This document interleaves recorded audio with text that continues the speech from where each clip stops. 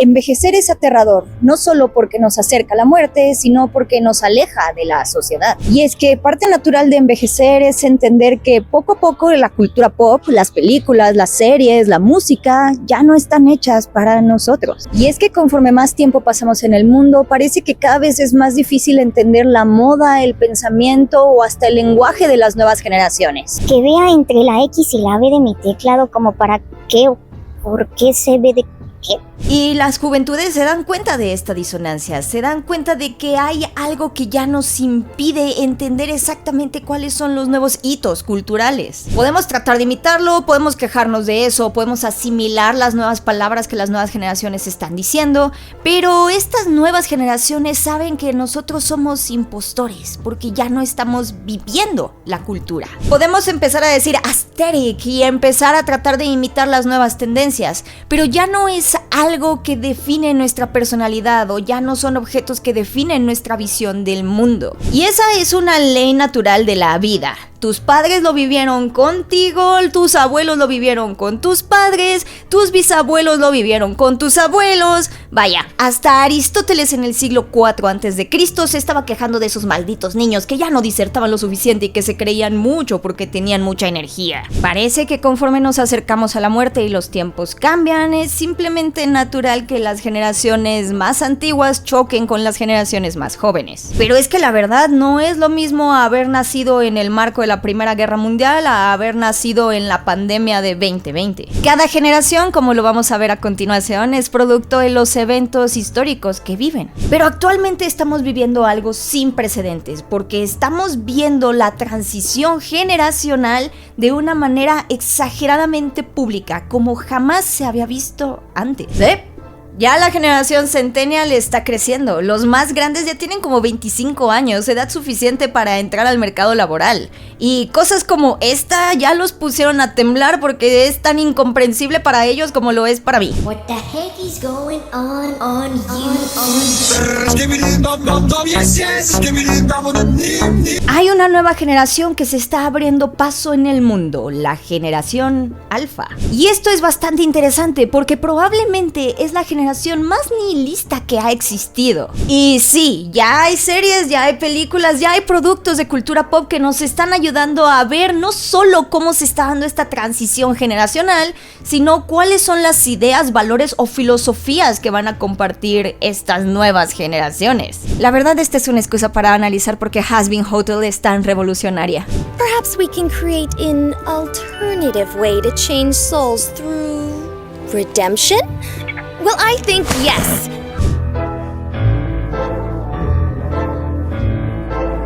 La verdad, hablar de cambios generacionales es difícil porque es muy ambiguo. Nos gusta decir que la generación X son aquellos que nacieron entre 1965 y 1980 y que los millennials son aquellos que nacieron entre 1981 y 1996. Pero muchas veces estas generaciones se traslapan, comparten un mismo espacio cultural, temporal en el mundo y más bien terminan sirviendo solamente como herramienta identitaria, como para decir, yo soy esto, por lo tanto no soy esto. F por ti. Cringe. RFC, SAT, CURP, BBVA, Fiel, HSBC. Pero dos señores, William Strauss y Neil Howe, los señores que acuñaron el término millennial, en realidad tienen estudios bastante interesantes y completos sobre los cambios generacionales. De repente la verdad se ponen muy místicos y esotéricos y dicen que quienes nacen en periodos de recesión económica más asociados con el invierno tienen una tendencia a convertirse en personas que van a criticar las instituciones cuando crezcan. Pero la verdad es que sus análisis sí son buenos puntos de partida para entender cómo se dan estos cambios generacionales.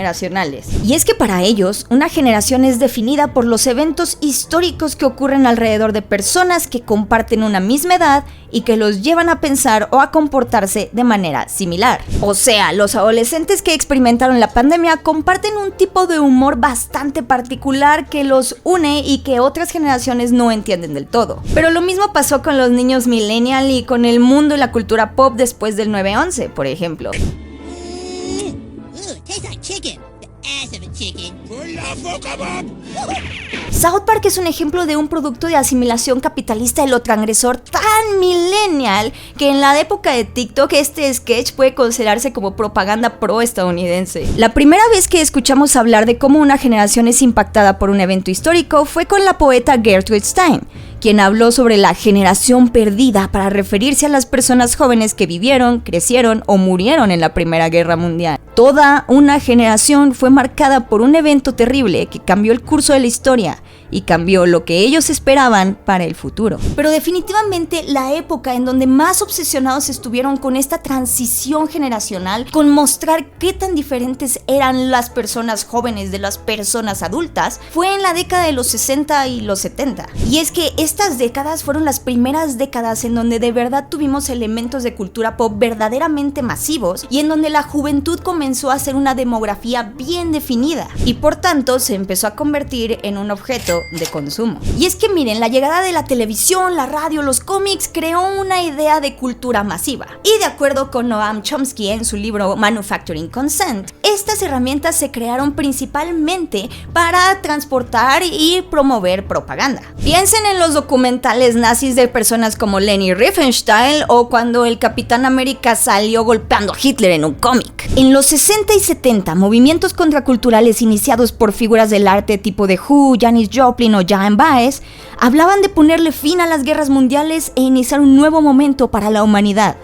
El movimiento hippie también hablaba sobre cómo los jóvenes tenían ese potencial de cambiar el curso de la historia, de iniciar una nueva era de paz. Y de estos movimientos surgieron ideas como la frase "no confíes en nadie que tenga más de 30 años", que decía el activista Jack Weinberg. Pero también piensen en movimientos como el del 68 en México, Francia o Rusia, donde grupos de jóvenes protestaban en contra de las prácticas totalitarias de sus gobiernos. Para los 70 y los 80, estas transiciones generacionales se dieron tan rápido que ya había estudios sobre los usos y costumbres de los punks y los hooligans, esos grupos jóvenes marginados del gobierno de Gran Bretaña que ya tenían una identidad tan bien definida a través de la cultura, de la ropa, de la música que escuchaban. Por supuesto, con el tiempo los tumultos políticos se fueron estabilizando, pero la idea de la juventud, entendida como un grupo con su propia personalidad y que en general simbolizaba las ideas de rebelión y libertad, se mantuvo. Eso con el tiempo hizo que las juventudes se volvieran un grupo demográfico bastante específico.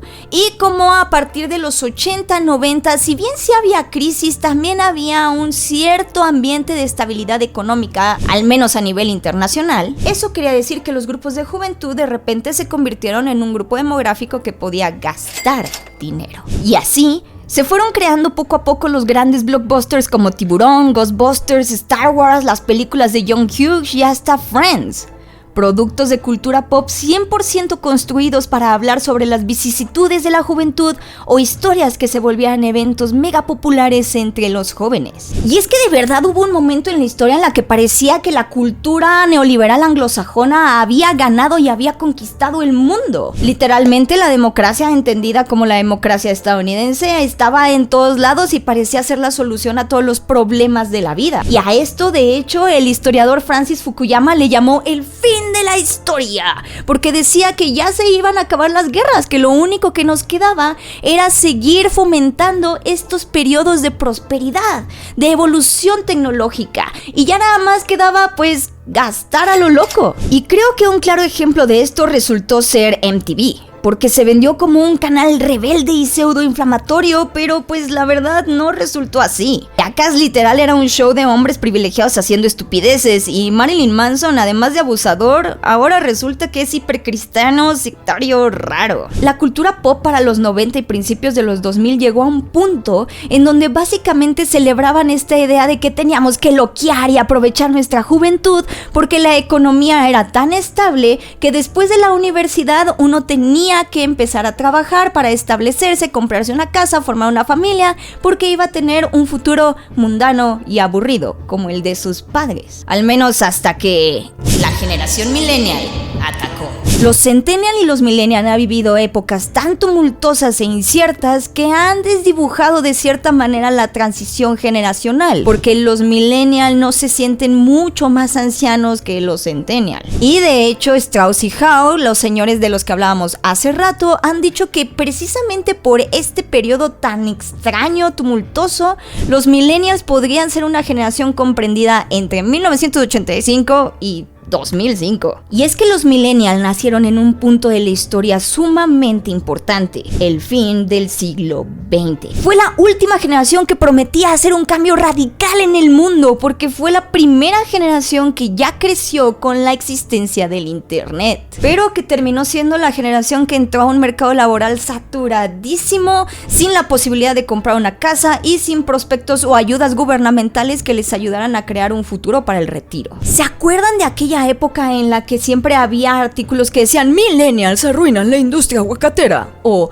millennials arruinan la industria del matrimonio? Porque parecía que de verdad la generación millennial tenía ideas sumamente diferentes con respecto a otras de cosas tan mundanas como los vegetales y las instituciones. La cultura pop se acuerda. Los 2000 se definieron por ser la época de la hipervigilancia institucional, ya fuera por la crisis del 9/11 o por el sexenio de Felipe Calderón. La generación millennial no había duda de que estaba creciendo en tiempos tumultuosos, épocas de cambio, pero aún así había ese dejo de esperanza de que esa generación iba a crecer para crear cambios reales. Creo que por eso el MCU y las películas de superhéroes en general tuvieron tanto éxito. Al final, hablaban sobre grandes héroes que salvan a todo el mundo. Pero otros ejemplos también los podemos encontrar en Harry Potter, por ejemplo, o los Juegos del Hambre, en donde ponían en el centro a grupos de jóvenes que luchaban en contra de instituciones malignas y triunfaban.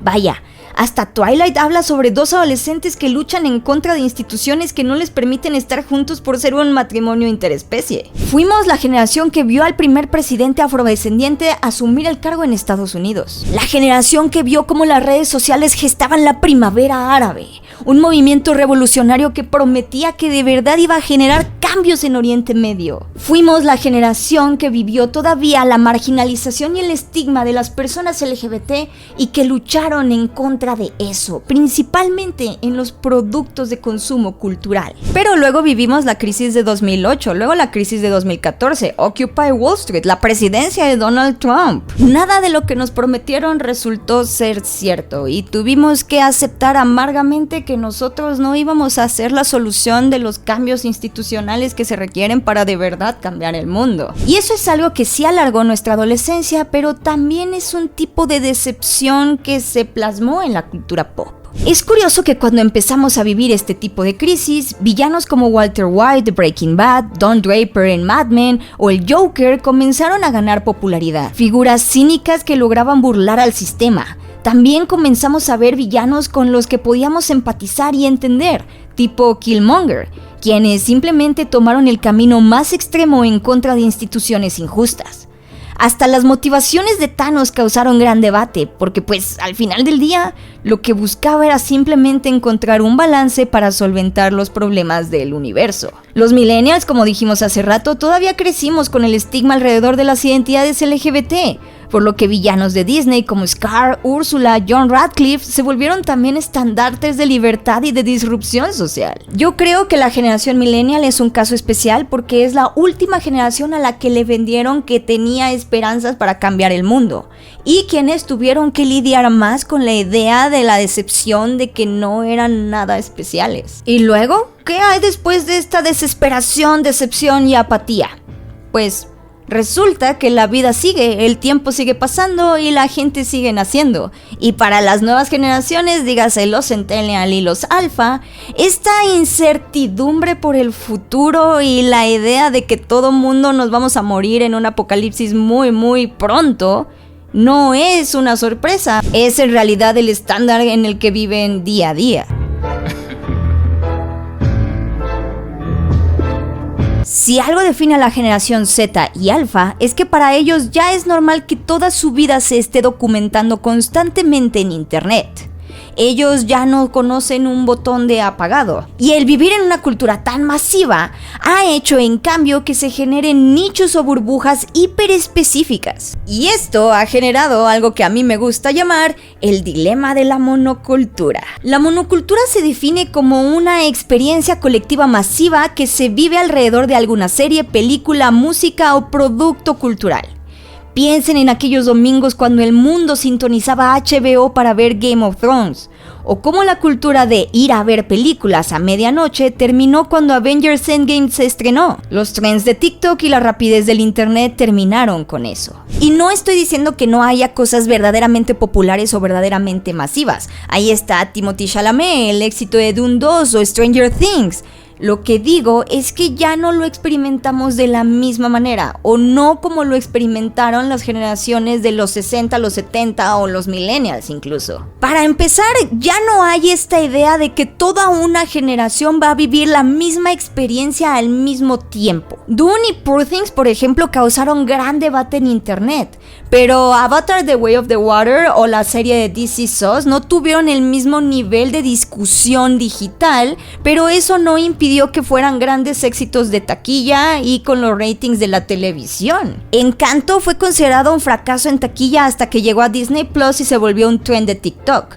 Y más o menos lo mismo le pasó a Turning Red, se volvió popular más por los trends de análisis queer que se daban en internet que por la verdadera emoción de ver el estreno de una nueva película de Pixar. Otro ejemplo podría ser Old Time Road, la canción de Lil Nas X, que llegó al top de Billboard después de que se convirtió en un trend de TikTok y todo el mundo usaba su canción para hacer videos. Ahora hay muchas formas de volverse verdaderamente masivo en internet, pero ahora ya no es tanto por el interés orgánico masivo de una gran cantidad de personas. Ahora más bien es dictado por un algoritmo y una gran empresa. ¿No les ha pasado que ponen un álbum en Spotify o así y de repente ya pasó una hora y se dan cuenta de que dejaron de escuchar ese álbum hace mucho y más bien el algoritmo les está recomendando canciones que tienen la misma vibra del álbum que pusieron en primer lugar? Liz Pelly escribió en 2018 en el ensayo titulado Stream Bait Pop que este tipo de estrategias eran utilizadas por plataformas como Spotify o Netflix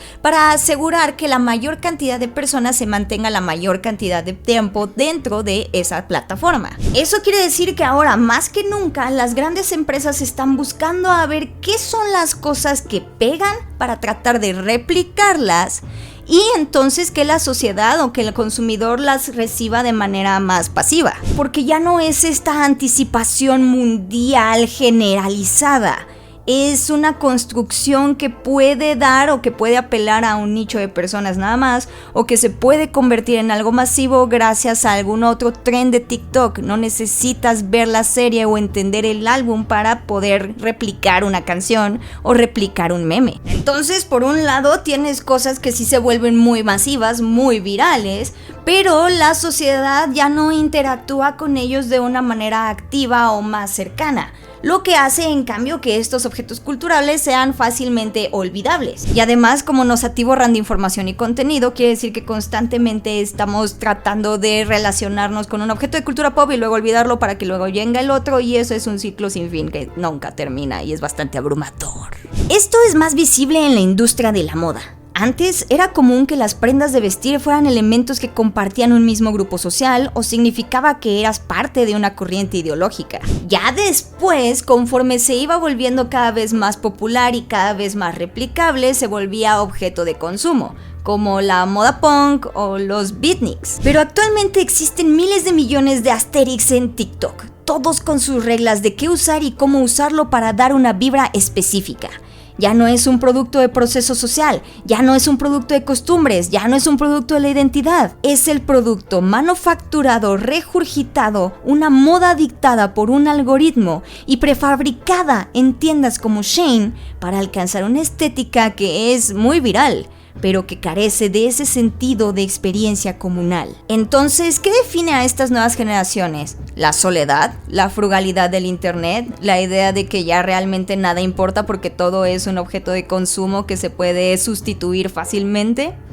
Aunque no lo crean, ya hay objetos culturales que nos están diciendo como para dónde va el mood o la filosofía de estas nuevas generaciones. ¿Joy?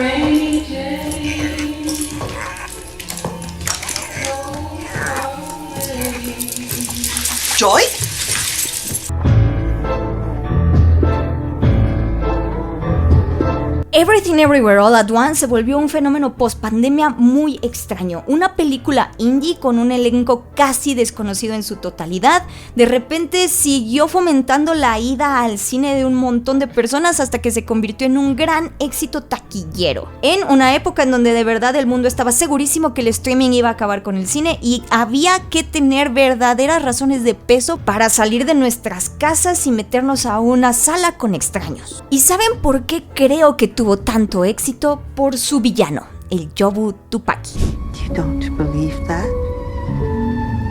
Feels nice, doesn't it? If nothing matters, then all the pain and guilt you feel for making nothing of your life goes away. Un villano tan temible con el poder de destruir el multiverso como lo conocemos, en realidad resultó ser una chica deprimida, al borde del suicidio, que lo que quería era reconectar con su madre, una mujer homofóbica y tremendamente estresada por todo, en todas partes. Everything Everywhere All at Once fue algo muy especial porque justo hablaba de este universo fragmentado, en donde nosotros navegamos sin que nada importe, y nos habló de cómo el hecho de que vivamos en un multiverso indiferente hace que cualquier detalle minúsculo tenga un significado sumamente importante y grande, porque pues al final es lo único que tenemos. ¿Y saben qué otra historia habla perfectamente de esto?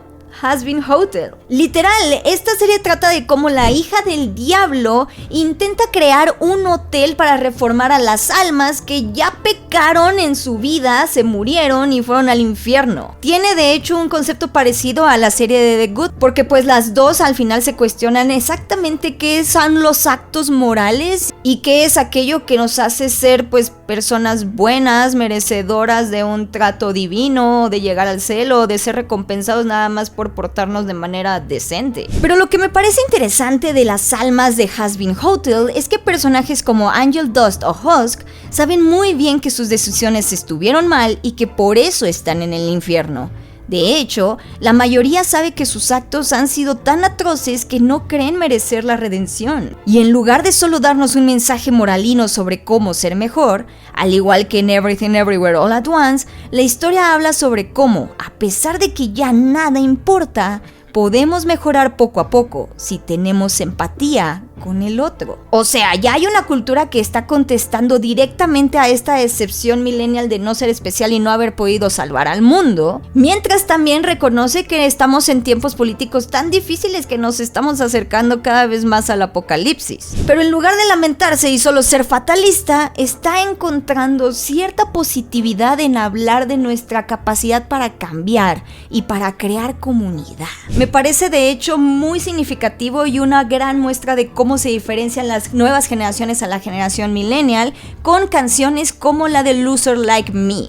Esta canción literalmente habla de cómo todo el mundo es un perdedor porque todo el mundo se equivoca y todo el mundo tenemos arrepentimientos, al grado en el que pues sí, nada importa, y entonces si tratamos al otro con un poco de empatía porque seguramente está viviendo exactamente lo mismo que nosotros, las cosas podrían ser mejores, o al menos nuestro día a día podría no ser tan complicado ni difícil, incluso podría ser hasta bonito. En contraposición a esta canción de Glee que se llama Loser Like Me, que se volvió como un himno millennial sobre cómo sí, la gente podía ser rechazada o marginalizada, pero eventualmente crecería para superarlo todo, cambiar y ser respetado. Podemos hablar también sobre cómo Turning Red, Encanto, Elemental o hasta la segunda parte de Wreck-It Ralph ya no tienen villanos como tal en sus historias, sino más bien proponen visiones diferentes de la vida que van chocando, pero aún así se esfuerzan por hacer que entendamos de dónde vienen. La mamá de Mei Lee es producto de una vida y un tiempo más rígido, la abuelita de Encanto igual, Pero en ambas historias, la solución es crear un mejor entendimiento entre generaciones para mejorar nuestra coexistencia. E incluso series como Steven Universe están subvirtiendo nuestra idea de lo que es ser el niño elegido tipo Harry Potter. Porque, o sea, Steven Universe de verdad creía que él debía ser algo especial y que tenía un destino grande que cumplir, porque al final del día era la primera persona híbrida producto del amor entre un alien y un humano. Pero resulta que él es simplemente especial porque pues fue producto del amor. Y su madre es un ser sumamente complejo porque en realidad dejó muchos cabos sueltos que Steven tiene que solucionar. A Steven le dan ataques de ansiedad. Y sí, en la película se le ve construyendo un futuro mejor, pero se le ve pasando sus días haciendo cosas de talacha aburridas siempre. Y aún así, la moraleja de esa película tan hermosa es que uno no tiene un feliz para siempre, porque siempre va a haber problemas, siempre vamos a cambiar, siempre vamos a tener crisis. El chiste, justamente, y lo bonito de vivir es poder con el tiempo superar estas crisis una y otra vez. I'll be ready every day for as long as I can say happily ever after, never end. De hecho, Charlie sigue la idea del niño elegido que hemos visto en incontables historias. Es un ser que nace en un lugar muy privilegiado, literalmente es la princesa del infierno, con un llamado a hacer un cambio, con el sueño que siente que es el que definirá su vida. Pero es interesante que Hazbin Hotel parece que subvierte el cliché de niño elegido y en lugar de mostrarnos a Charlie como alguien que tiene la clave para luchar contra un sistema injusto, nos la presenta más bien como la única que todavía tiene esperanza en un lugar donde todo el mundo ya la perdió.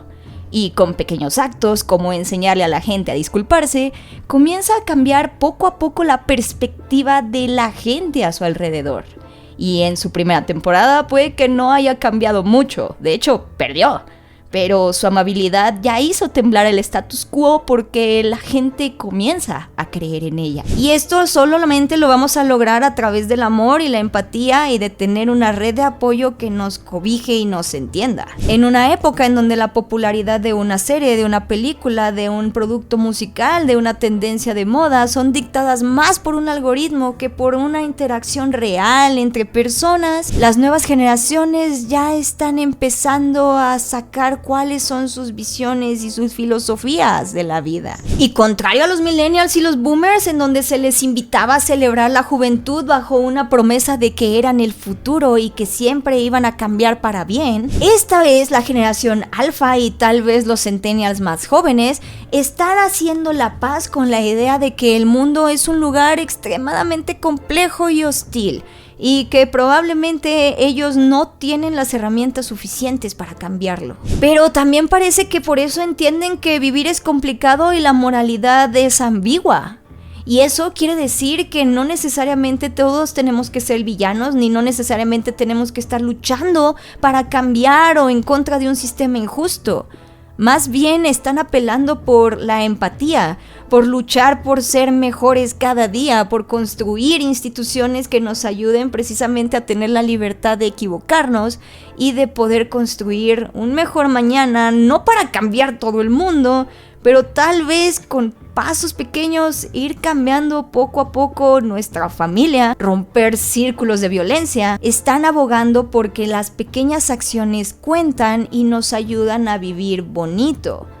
Al menos hasta que llegue el verdadero apocalipsis y el mundo se termine. Y por eso, mis amigos, la generación Centennial y Alpha arruinaron por completo a los villanos. Porque si todo mundo tiene la capacidad de redimirse y si todo mundo tiene la capacidad de aprender de sus errores y de ser mejor persona, eso quiere decir que ya no hay villanos y por eso el MCU está fracasando tan estrepitosamente. Pero bueno, muchísimas gracias por ver este video. Como siempre les agradezco mucho, especialmente a los que llegaron hasta el final. Por favor, déjenme sus comentarios, yo los leo absolutamente todos. Si tienen alguna idea o algún tema que les gustaría ver en este tipo de videos, por favor cuéntenme y ya yo les estaré diciendo cuándo se va a estrenar el siguiente video de este tipo. Espero que les haya gustado mucho la investigación, tanto como como a mí me gustó hacerla. Muchas gracias de verdad por ver mis videos. Recuerden que también estoy en TikTok, también estoy en Instagram y que hago también Twitch, en donde ustedes me ayudan a hacer videos quizá no tan específicos ni tan investigados como estos, pero que también están hechos con muchísimo amor para ustedes. Síganme en mis redes sociales, yo soy Becca Salas y nos vemos la próxima.